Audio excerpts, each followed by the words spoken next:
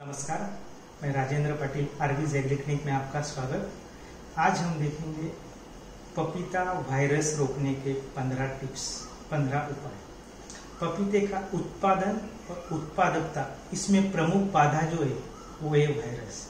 इसीलिए इसकी विस्तृत जानकारी और सकल प्रबंधन भारत की पपीता उत्पादक के लिए बहुत आवश्यक है। बहुत से किसानों में एक कंसेप्ट जुड़ा है, एक समीकरण है, पपीता पीला हो गया, पपीते के पत्ते पे पीले स्पॉट हो गए, इसका मतलब पपीते पे वायरस आ गया। पपीता पीला हो गया, इसके 5 रीजन है, उसकी वजह से पपीता पीला होता है। उसमें सबसे पहला जो रीजन है वो फंगस की वजह से पपीता पीला हो जाता है। दूसरा जो पपीता पीला होता है वो असंतुलित खाद्य व्यवस्थापन की वजह से पीला होता है। तीसरी बात जिसकी वजह से पपीता पीला होता है वो है आपकी जड़ नीचे से क्वाइल हो गई, घूम गई, मुड़ गई, उसकी वजह से भी पपीता पीला होता है। कभी कभी क्लाइमेट की वजह से भी पपीता पीला हो जाता है। ठंड हो गई, ठंड ज्यादा हो गई, पपीते का अपाकल डोमिनेंस रुक जाता है और पपीता वहाँ पे वायरस जैसे सिम्टम्स दिखते हैं। और पांचवी जो चीज है जिसकी वजह से पपीता पीला हो जाता है वो है वायरस। आज हम देखेंगे 15 टिप्स, 15 उपाय जिसे करने से आप पपीते के वायरस को रोक सकते हैं।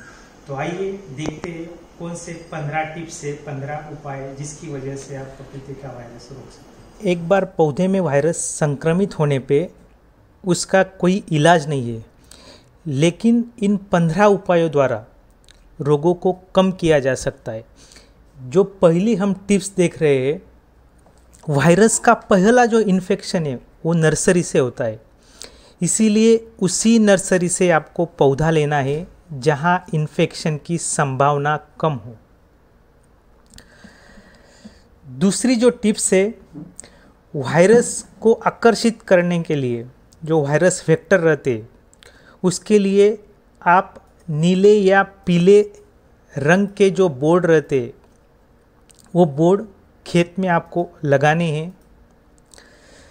तीसरी टिप्स जो आपको मैनेजमेंट के तौर पे करना है वो फूल अवस्था तक हर 10 से 12 दिनों के अंतराल पर आपको नीम ऑयल ले सकते हैं, करंज ऑयल ले सकते हैं, कोई भी सिस्टेमिक इंसेक्टिसाइड का अदल बदल कर आपको छिड़काव करना है।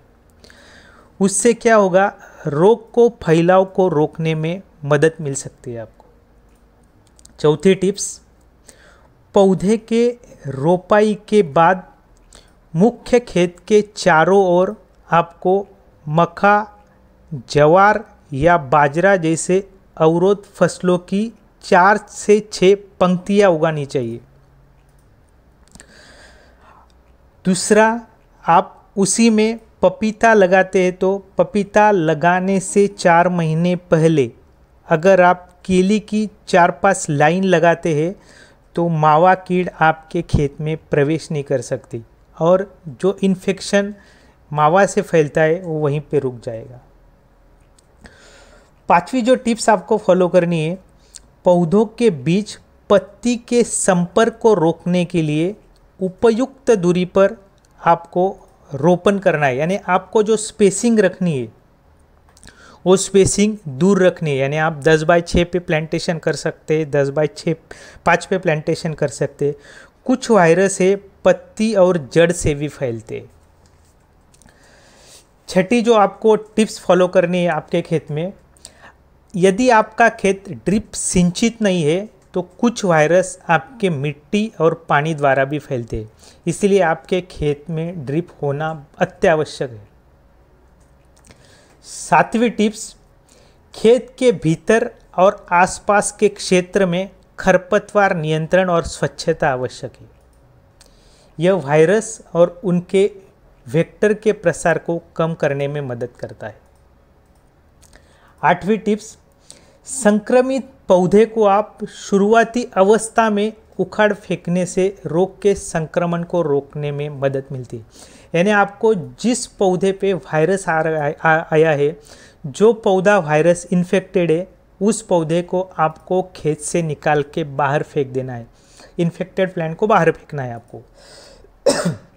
9वीं स्टेप जो आपको फॉलो करनी है, फसल की अंतिम कटाई या तुड़ाई के बाद जितनी जल्दी हो सके पुरानी फसल को नष्ट कर दे।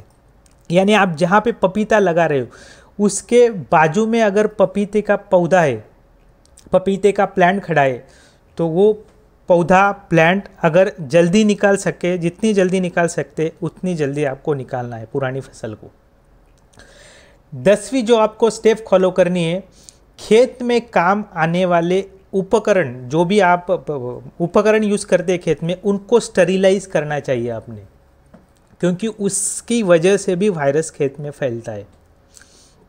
11वीं स्टेप आपको फॉलो करनी है, पौधे को छटाई, कटाई और दवा का छिड़काव करते समय और एक क्षेत्र से दूसरे क्षेत्र में जाते वक्त जो उपकरण लेके जाते हैं और वो जो मजदूर आते वो हाथ धोकर आने चाहिए, वो उपकरण पूरे स्टरीलाइज करके खेत में लाने चाहिए।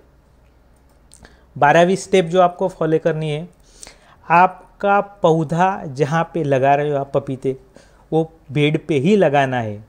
अगर आप बेड पे नहीं लगाते तो आपकी नीचे की जड़ घूम जाएगी, टेढ़ी हो जाएगी, कॉइल हो जाएगी। अगर नीचे की जड़ कॉइल होती है तो ऊपर के पत्ते भी कॉइल हो जाते हैं, तो उसकी वजह से भी आपको वायरस से सिम्टम दिखाई देते हैं। 13वीं स्टेप जो आपको फॉलो करनी है, अगर आपका खाद्य व्यवस्थापन सही नहीं है तो उसकी वजह से भी आपके पपीते के पत्ते पीले पड़ सकते, नीचे के पत्ते पीले पड़ सकते, आपके ऊपर के पत्ते पीले पड़ सकते। 14 स्टेप आपको जो फॉलो करनी है, आपको गाय के दूध का स्प्रे लेना है पपीते के पौधे के ऊपर।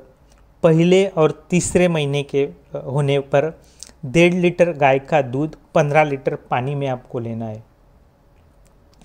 उसके साथ में 8 दिन के बाद आपको वायरस को वहीं पे रोकने के लिए और नए फुटाव के लिए वायरोप्लास्ट नाम की एक पाउडर आती है, उसका आपको छिड़काव करना है।